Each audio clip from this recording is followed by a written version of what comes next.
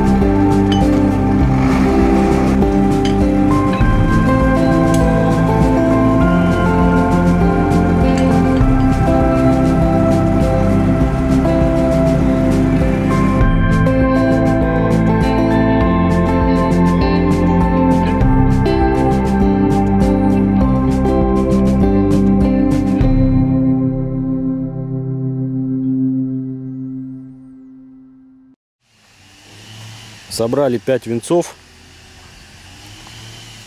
Хотел прилететь, успеть на окладной, не получилось. Вот ребята быстро работают, быстро и качественно. Заказчик очень скрупулезный, аккуратный. Ребят подгоняет, не дает им спуску. Вот, но довольный. Вот, сруб нравится. Ребята спиливают сейчас опорные площадки, специальные площадочки, которые мы устанавливали, сохраняли в пазах, когда делали скрайбинг. Вот здесь вот по пазу везде идут площадочки.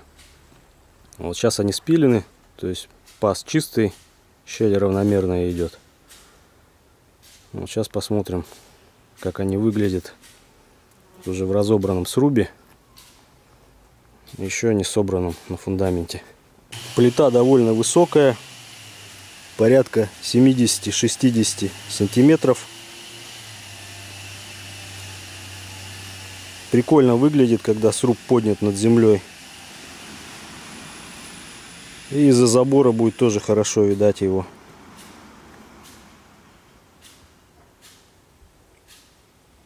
Здесь штабеля. Пришло 5 фур вместе с пиломатериалом на крышу. Вот они, опорные площадки, которые будут убираться. Сейчас ребята их спиливают. Вот, и уже степлерят без них. То есть они не мешают срубу садиться.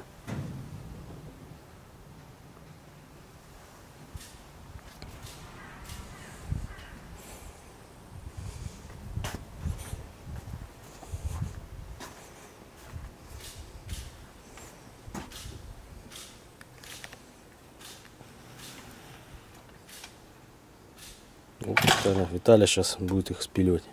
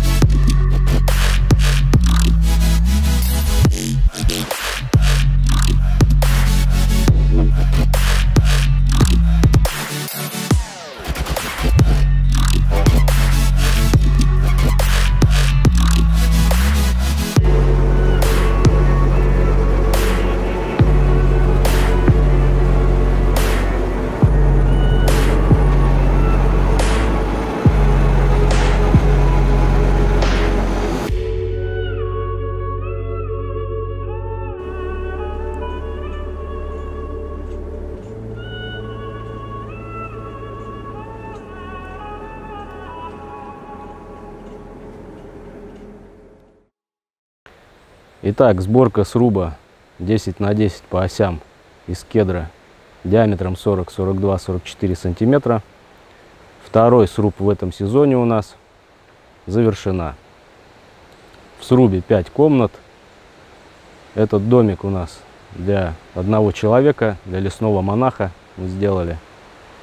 Сейчас пройдемся внутрь, посмотрим, что за комнаты, как расположены. При входе у нас каркас, крыльцо из массивного кедра в стиле Post and Beam диаметром 52 сантиметра, столбы с резьбой. Резьбу выполнял Черкесов Сергей. Столбы такие с небольшой расклешенностью внизу. Вверху у нас под кровлей ферма. Ферма сделана из кедра также диаметром 46 сантиметров. Все бревна подобраны без сучков. Специально для того, чтобы выдержать стиль, единый стиль этого крыльца. Заходим, первая комната, прихожая. Объем большой, помещение порядка 12 квадратов, даже более. Большое окно, будет светло здесь. Место для обуви, для одежды, тоже такой карманчик солидный. И идут входы, значит, в другие помещения. Арочный проем оформлен замечательно, такой интерес своеобразный. И две массивные балки из кедра. прирублены в канадскую чашку. Все, идем в следующее помещение. Следующая комната — спальня.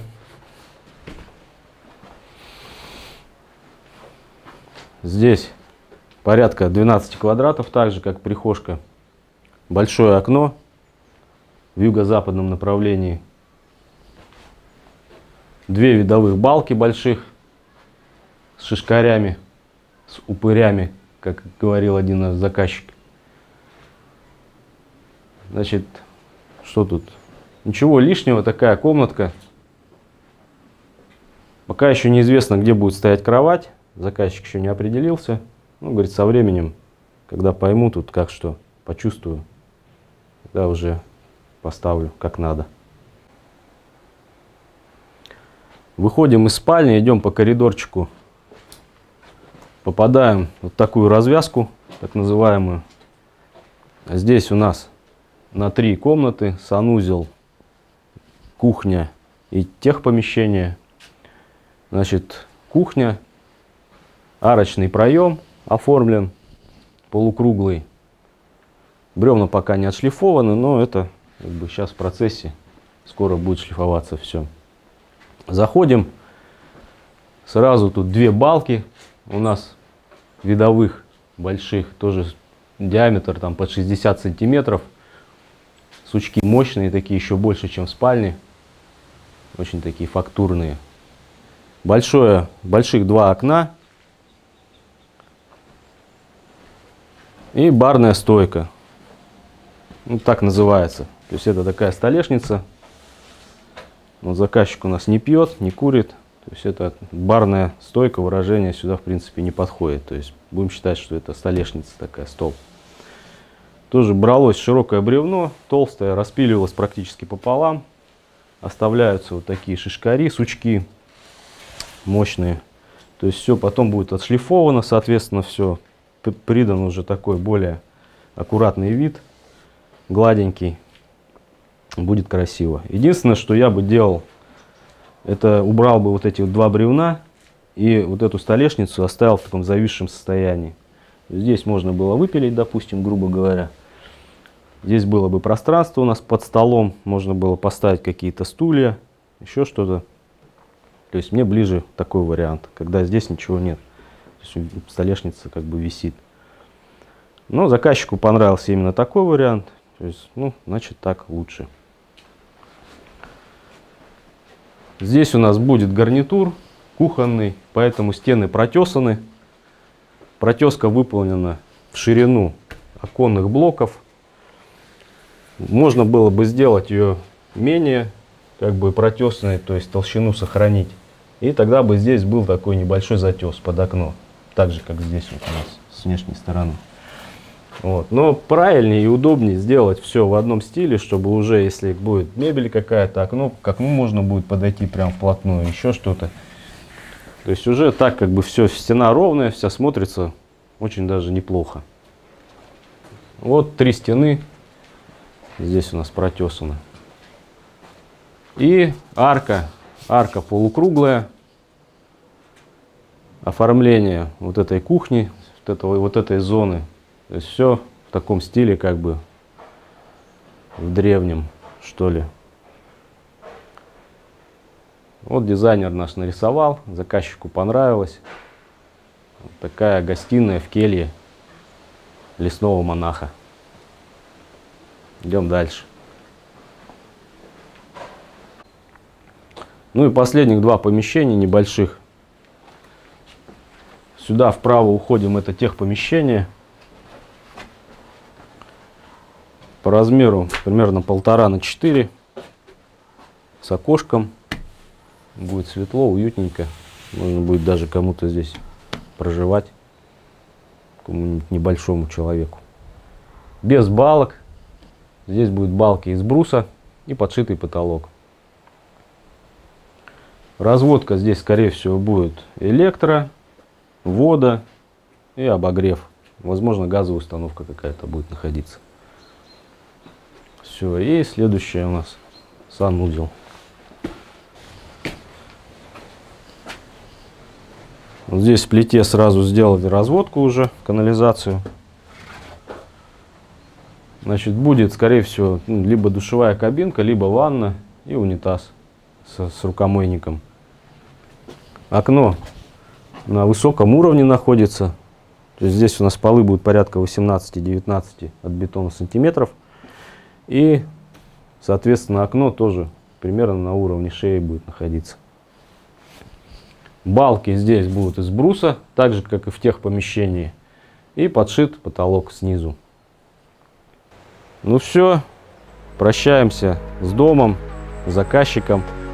Заказчик нас снимает. Всем успехов, удачи. Собрали быстро дом. Ребята молодцы.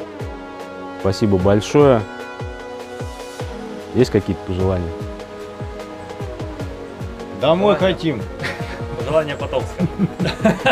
Едем домой. Второй объект в этом сезоне завершен. Пока.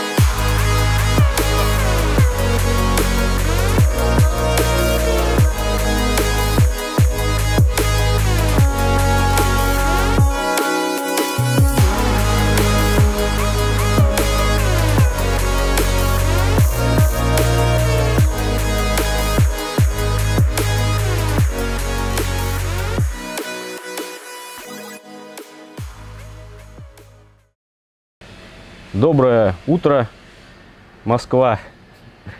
Сегодня начинаем монтировать ферму на входной группе. Решили снять подробное видео, как это происходит, как мы крепим, чем крепим, какие инструменты используем. Значит, изначально монтаж был произведен на площадке. Все детали были подогнаны. То есть сегодня нам останется просто собрать, заглухарить, то есть все закрепить уже окончательно на фундаменте.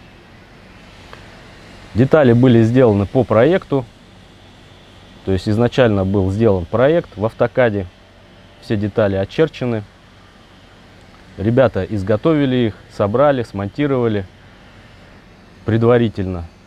Вот. Сейчас мы поставим все опять так, как было на площадке, проверим, что все на местах, никаких сдвижек, смещений, там щелей нету. И затем будем просто уже прикручивать, закреплять все уже основательно, значит, между собой. Начинается с того, что устанавливается столб. Столбик уже был отторцован на площадке, уже был установлен. То есть сейчас просто такой предварительный монтаж. Смотрим, как все будет собираться. Еще раз, чтобы удостовериться, что все встает без смещений.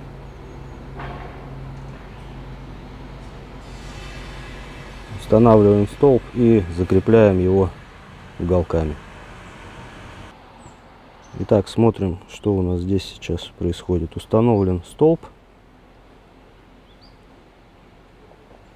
Далее уже есть гнезда под стропила. Площадочки. В столбе будет утапливаться сейчас уголок.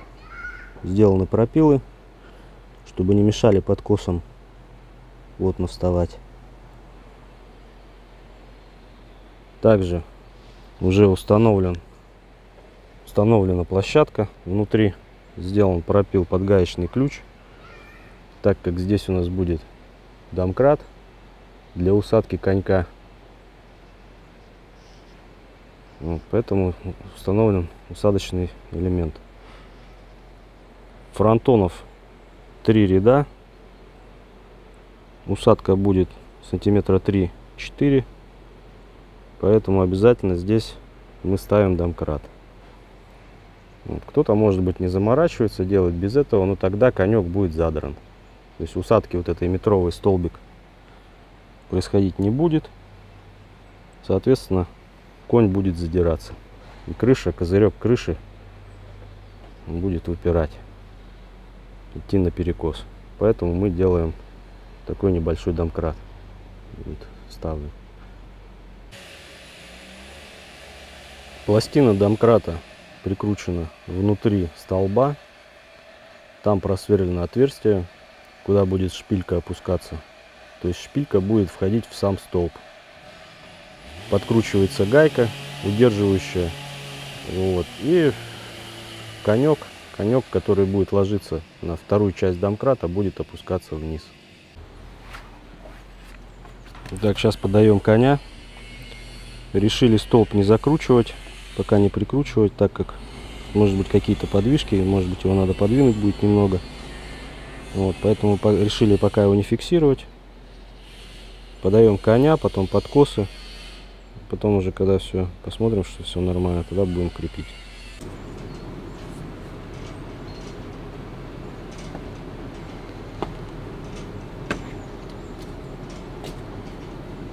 Сейчас я померяю.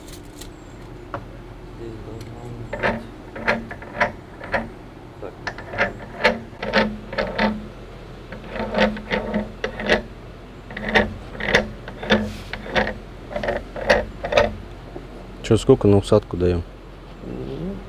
4,5 сантиметра. В принципе, 3 венца. Даже запасик. Таля! Давай пробуем. Нет. Мне кажется. Опа. Все, стоит.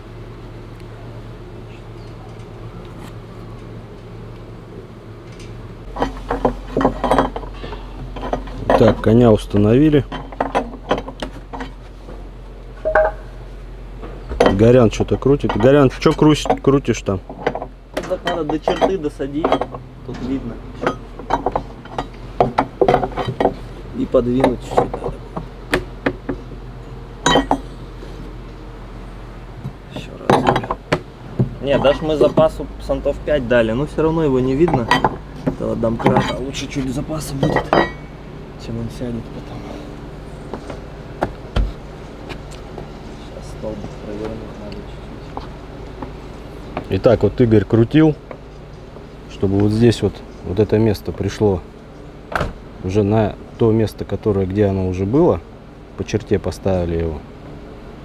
Вот, все, теперь можно дальше ставить стропила, подкосы.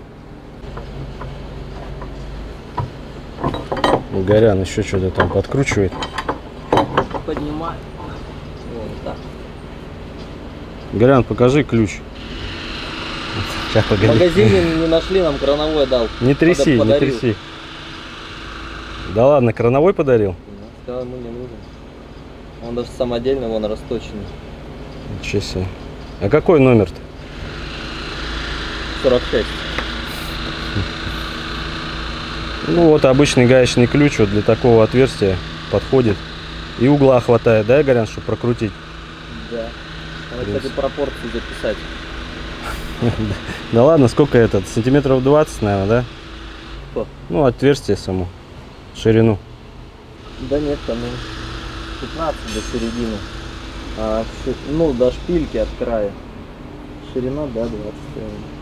Угу. Ну и высота там сколько? Сантиметра 3, да? С самой щели. Ну, как бы ширина вот этой вот. Да, да, да. Под сверло обычно. Ну, обычно, Контяк. ну, 32. Контяк. У нас 32. Так, едет первая подкосина. Что-то летит. Вертолет.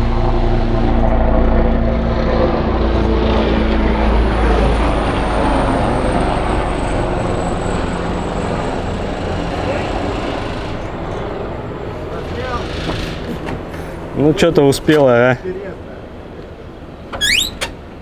Давай, опускай. Так, первая подкосина пошла. Надо было зацепить просто.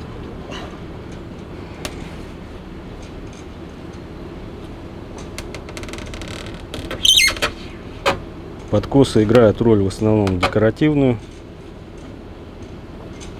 Никакую нагрузку они здесь не несут. На прочность фермы никак не влияют. Вот просто для Зацепила только красоты, вот так вот. для симметрии они здесь будут находиться.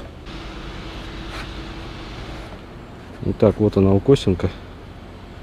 Игорь пропилил площадку под уголок, чтобы утопить, чтобы вот эта плотность сохранилась у нас, крепление, да. Площадка сделана с учетом самореза, шляпки самореза и толщины самого уголка оцинкованного. Ну вот здесь вот примерно миллиметров 7-8 сделан пропил. Ну все, поехали, да. Итак, поставили две подкосинки, пока вот временно кинули их здесь. Сейчас ребята цепляют стропилину, какую-то, не знаю, левую или правую. Ёж поселился. Вот.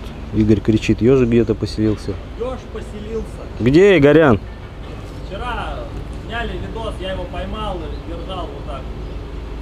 А ты мне его Виталика сожрал рыбу, масло, короче. Да ты чё? Я потом покажу. А где он сам? Не знаю, он каждый, вот вчера второй раз приходит, под стол такой бежит, под контейнер забежал, а мы его оттуда вытащили. Ничего себе. Покажу потом. Итак, для того, чтобы выровнять наш подкосик, Игорян придумал вот такую нехитрую систему с клином.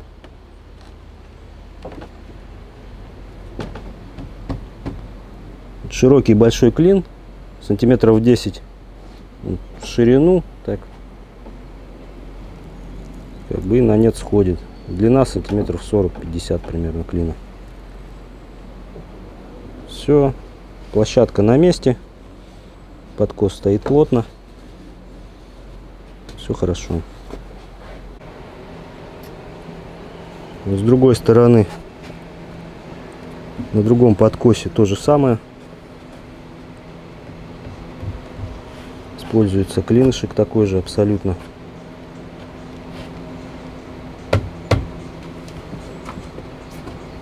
Горян подбивает, соответственно, верхняя часть клина, верхняя часть подкоса поднимается.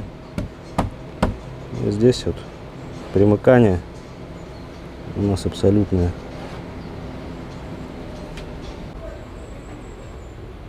Стропилина зацеплена. Зацепляется она с таким дисбалансом, специально, чтобы можно было всунуть ее равномерно уже в заготовленные посадочные места. Я понял. Кто-то там за примыкание берись. Вот можно было еще, конечно, получше сбалансировать, да, Игорь? Да там никак. Там мешает уже примыкание подкоса, поэтому Стой, стой, не стой! всегда получается. Давай совсем потихоньку. Вы орете, у меня тут перегруз такой в динамиках, кабзда. Стой, стой! Стой! Блин, подними бегом. Вира! Криво зацепленность.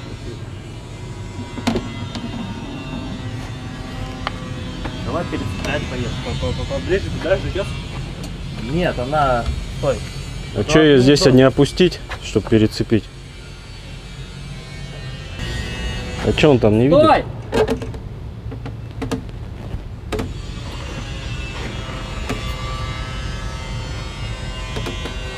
Давай.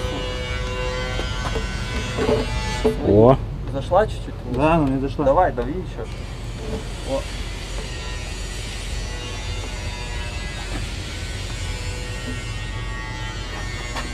Давай чуть-чуть вниз.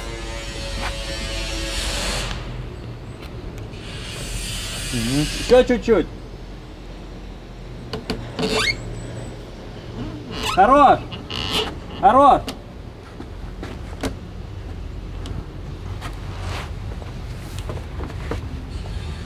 Там почистил? Да, да.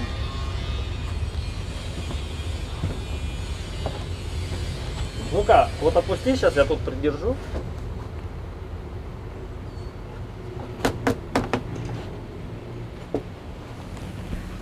Давай, короче, я держу, сейчас за второй. Ну.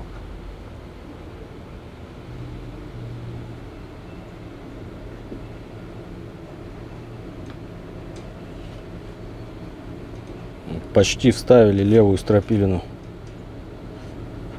в посадочное место. С одной стороны это коньковый паз, с другой стороны это паз выноса. Зашло все вроде бы неплохо. Единственная щель вот здесь вот 5 миллиметров между подкосом и стропилиной. Вот. Ну, это сейчас будем досаживать, еще смотреть, откуда она взялась.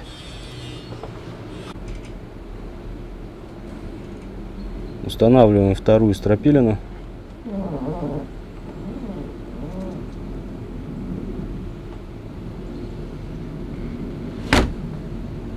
Так, что-то хрустнуло, куда-то что-то вошло. Вот здесь она уже на место пришла, практически справа, на выносе. Не так быстро. Нежно, Виталик. Сейчас ребята вставляют в коня.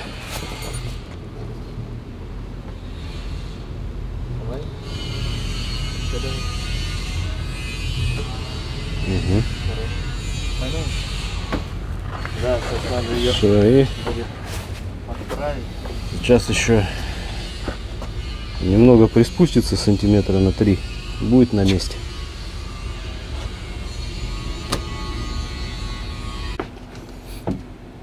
Итак, собрали предварительно, смонтировали ферму перед крепежом уже окончательным. Убедились, что все стропила, подкосы, столбик стоит на своих местах, без перекосов, то есть столбы большие и выносы у нас на месте. Вот, то есть все так, как было срублено на площадке, так же сейчас и здесь, в таком же состоянии. Сейчас будем разбирать, снимать стропилины и подкосы, убирать, крепить столб. И далее в обратном порядке все то же самое. Ставим подкосы, крепим и потом ставим стропилы. Горян делает последние доводочные удары. Монтаж фермы происходит непосредственно при сборке самого сруба, так как из фронтонов выходит конь, который опирается на ферму. Напряги маленько. Вот поэтому сначала собирается ферма, потом уже дальше продолжается сборка основного сруба.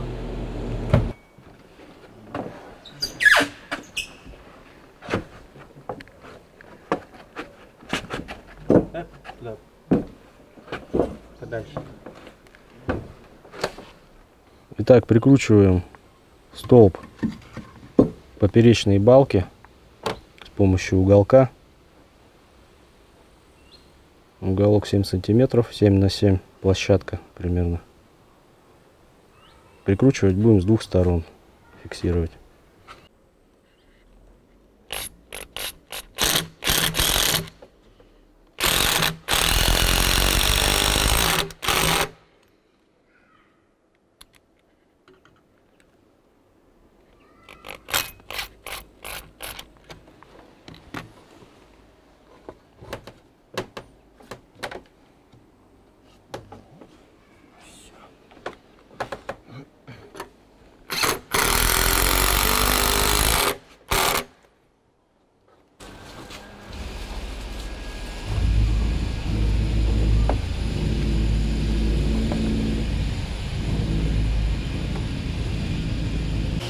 Устанавливаем подкос первый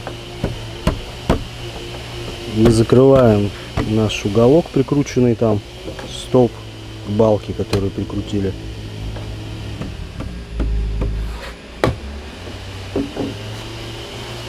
Все так же фиксируем клином.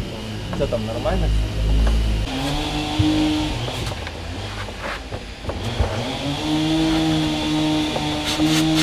Пошел второй подкос.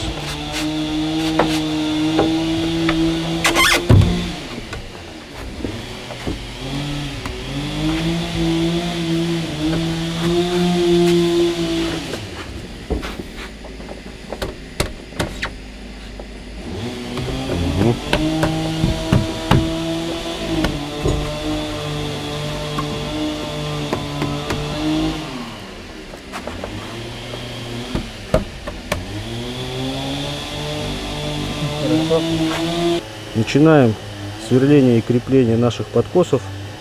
Для этого используем дрель низкооборотистую фирмы Reber мощностью 1,5 киловатта. Сверло 18 миллиметров диаметром для глухарей, 40 сантиметров длиной и 16 миллиметров в диаметре, то есть сверло чуть-чуть больше. Сейчас мы будем крепить глухарями 30 сантиметров длиной и 12 миллиметров в диаметре. Будем засверливать сверлом 14 миллиметров, то есть чуть-чуть больше, также чтобы глухари свободно проходили, не застревали в теле кедра. Далее через пружину, чтобы создать дополнительные усилия, напряжение, давление и шайбу, мы будем закручивать наши глухари. Соответственно, будем их утапливать для того, чтобы они не торчали, чтобы как бы их потом закрыть можно было каким-нибудь чопиком. Вот для этого будем использовать кривое сверло на 60 на 55 и шайбу. Закручивать будем воротком обычным, трещоткой, ключом и головкой под глухарь. Все, погнали крепить. Итак, делаем небольшую поправку. Вместо перьевого сверла на 55 решили использовать сверло для низкооборотистой дрели, винтовое, такого же диаметра. Вот. По причине того, что перьевое сверло не сверлит так, как надо. То есть глубоко просверлить невозможно такие отверстия, которые нам нужны. Поэтому берем такое вот винтовое сверло диаметром 50-52 миллиметра.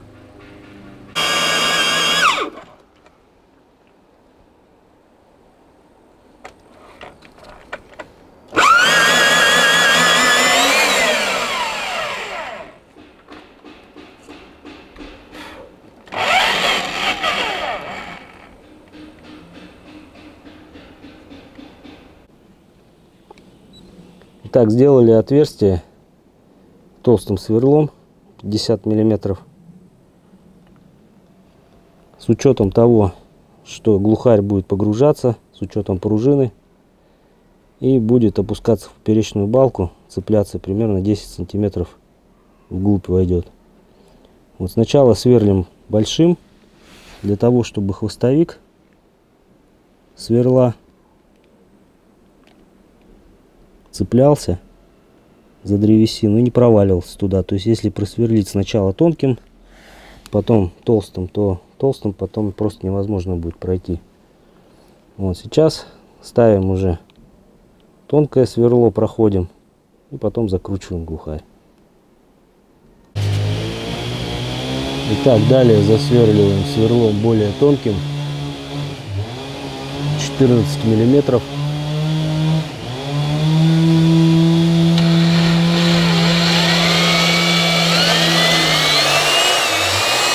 Проходим сквозь подкос до поперечной балки.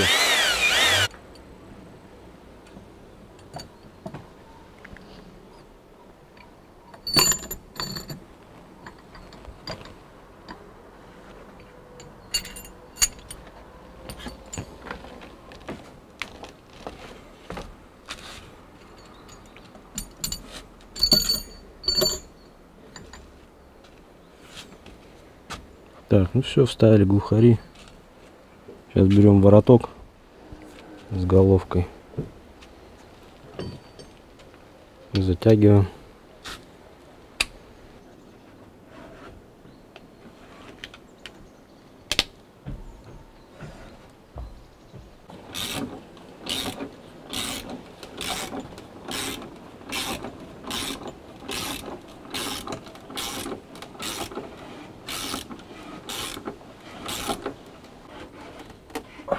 Хорош, что сломаешь. Во. Что-нибудь, либо головку, либо глухарь. Видишь бы дно тут сколько? Я его притянул, понять. Да притянул, конечно, усилие же ты уже у тебя хорошее было. Может клинышек убрать, проверить? Бери.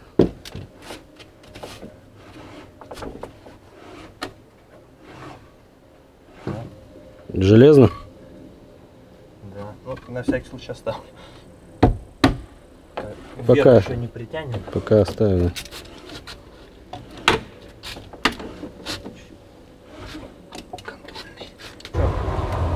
Так, прикрутили низы подкосов, поперечные балки. Все стоят жестко. Убирали клинья, подкосы не качаются. Можно теперь крепить стропила. Итак, еще раз принцип.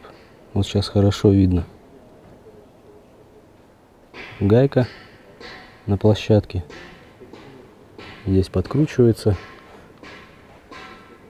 И здесь у нас зазор 4 сантиметра. Виден домкрат.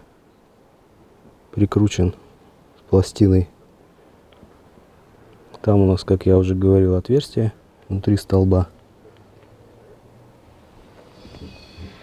И все, здесь гайка крутится. Шпилька погружается вовнутрь.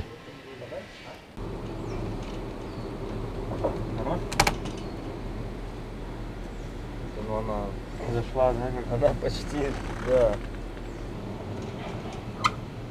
Теперь нежно.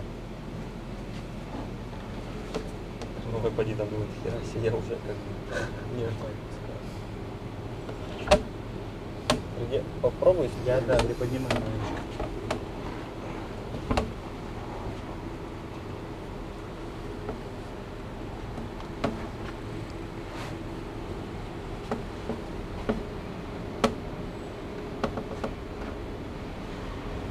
Ну, если там садится уже само, то, ну, как бы ничего страшного.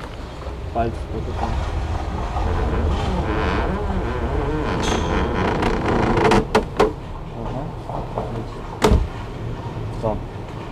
Давай ты еще раз порадуешься, что все хорошо, там все дела, на камеру прям поработаешь. Все, что ли, уже можно? Можно работать на Ура! камеру. Ферма собралась. Все плотно, как и было на площадке. Но все равно ты говоришь, что-то там у тебя не очень. Ну, миллиметр мне не понравился. Нет, все в целом классно. Итак, осталось немного закрепить наше стропила. уже подниматься, вытягиваться ничего не будет. Вот сейчас вот просто надо просверлить отверстие под глухари, так же как мы делали, когда закрепляли укосы.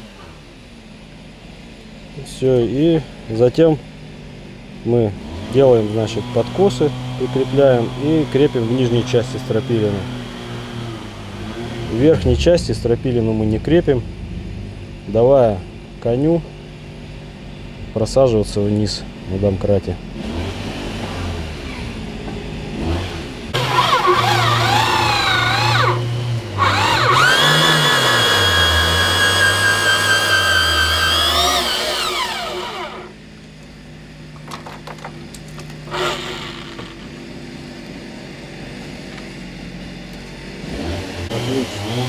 Готовим отверстие под 40-й глухарь. Игорь, приложи, показать, как он будет стоять.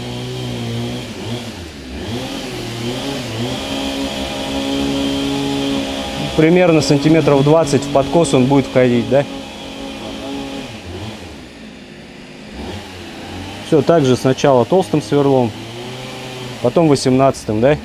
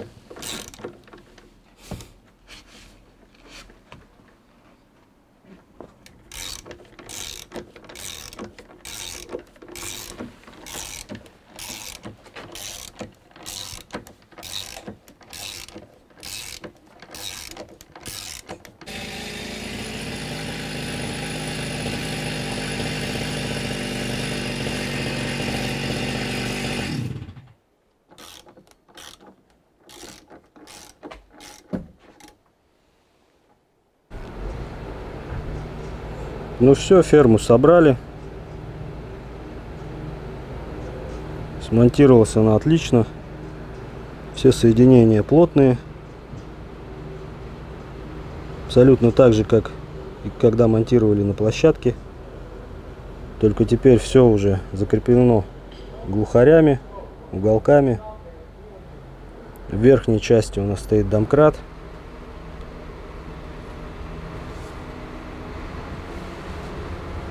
Все, он будет позволять насаживаться коньку вместе с фронтонами.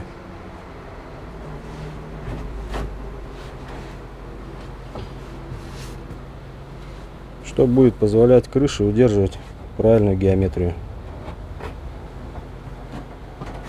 Все, продолжаем собирать дальше. Осталось несколько винцов и финал.